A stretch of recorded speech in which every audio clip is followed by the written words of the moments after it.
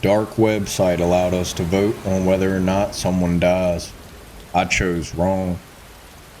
I've always had a morbid sense of curiosity, and while that's not a fact I'm particularly proud of, I've always just jotted it down to teenage curiosity. To be honest, it probably started back in middle school, when people thought it was fun to send around horrible videos of executions and bizarre porn fetishes to each other on the MSN messaging site. Just mentioning it makes me feel old. These days there's an overabundance of these sites, places to watch people die, blurry videos of car crashes, beheadings, and animal abuse. It's not something I actively seek out, but when I stumble across it, I feel compelled to watch, just to prove to myself that nothing can affect me. Though, for the truly gruesome stuff, one needs to visit the so-called dark web. As a guy who has fallen far behind in the advancement of technology, it absolutely baffled my mind that only a tiny fragment of the internet is available through a Google search. The rest, which makes up approximately 99.9%, is hidden and requires a special browser to access. With the help of a YouTube tutorial, I quickly downloaded the Tor browser and went on my way to search for the hidden aspects of the internet. It couldn't have taken more than a half an hour of clicking on shared onion links before I stumbled across something that quenched my thirst for the horrible forever. The website itself was rather plain, just a black background with a video player in its center, and a chat box beneath. Within a few seconds of entering the website, the video itself had loaded and automatically started playing. What was depicted before me was a scrawny looking man in his early 20s, strapped to a chair and covered in wounds. In the upper left corner of the video, a timer ran, counting up each second.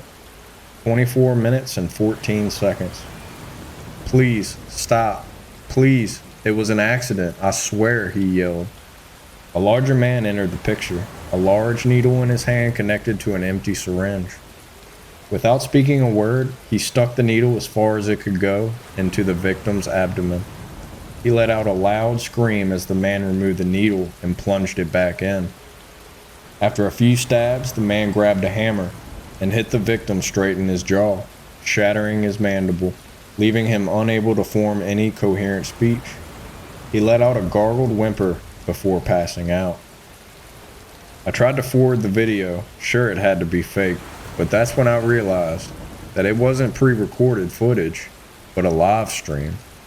26 minutes and 12 seconds were the words that lit up the screen.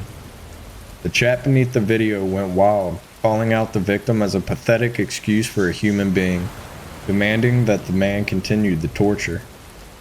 A few seconds passed and the chat was replaced by a voting form containing only two options: life or death. The votes were quickly counting, the bar for the death rising rapidly. As much as I could stomach, I wouldn't be a part of an active murder, so I quickly voted for life.